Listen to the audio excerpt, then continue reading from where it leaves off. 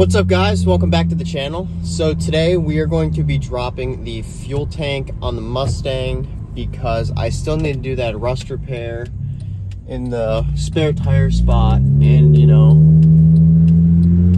whoever decides to weld it for me, you know, spark, gas don't normally mix, so I want to drop it, not only so it doesn't blow the up, but so I can kind of get a better look and see if there's any rust on the undercarriage. Like I said, the frame looks totally fine, honestly.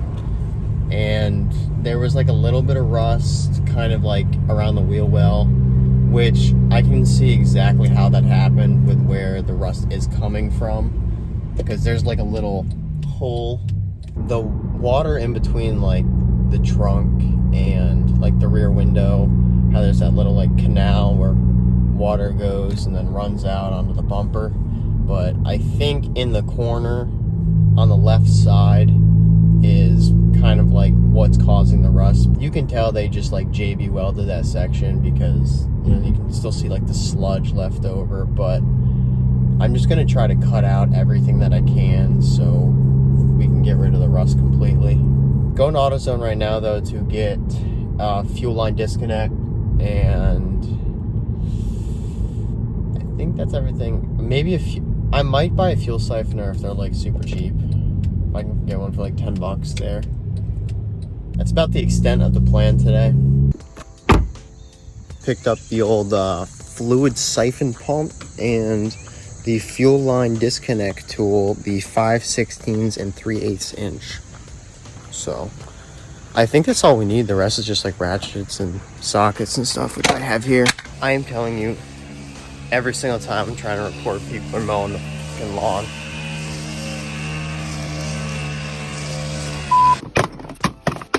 Alright, step one here, we're gonna siphon the tank. Because like I said, I don't know what's actually in it. I think it's like a quarter tank. But I also don't know what fuel's in it, so let's see.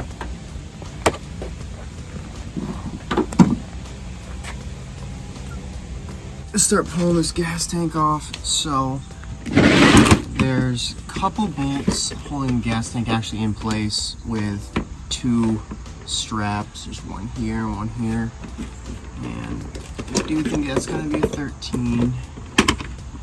An extension on the ratchet's definitely going to help because they're relatively high up. 13 fits. Okay. So I'm just gonna fit that trans jack underneath it just to make sure whenever everything's unbolted that it doesn't fall.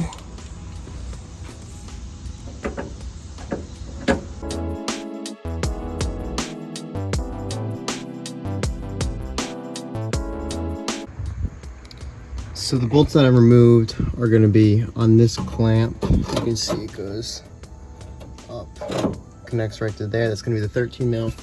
There's going to be an 8mm right here. That's just an 8mm with a 6-inch extension. I use a 12-inch extension on this because it's a little further down. And then there's going to be one more 13 on the back side of this strap right here.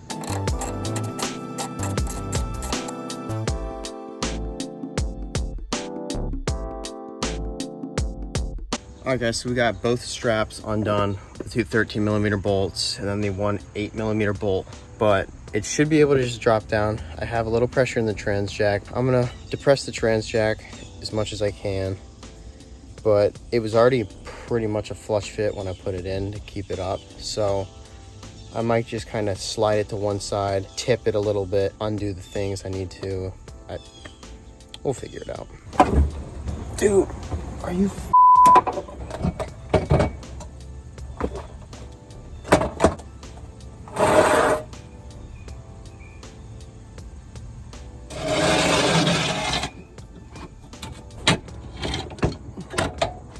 So I supported that end with the seat that I'm not going to use anymore. There's one clip that's going to rest in that hole right up there. So the running hose is disconnected. Now I'm just going to try to push this seat out so we can rest this on the ground to make it easier to pull out and disconnect the rest of the wiring.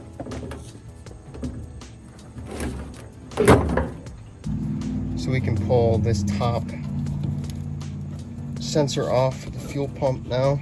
We're just gonna pry back these clamps and then use our fuel disconnect tool to take off the actual fuel hose. I already took these babies off, but you literally just take a flathead and push up on these tabs surrounding the hose, and they literally just pop off, and it'll just kind of rest to the side there. So I got the tool on 3/8 side, and then you're just gonna line it up in between the slit of the fuel hose, and then you're just gonna push off.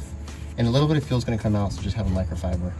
You are going to pull the actual fuel hose towards the metal housing while also pushing the tool further into the hose. This is going to widen the clamps in the actual hose so you're able to take it off then. There's also just one tiny little vacuum line at the top you're just going to have to pull off of the actual fuel tank. So this was the final result of the fuel tank getting dropped.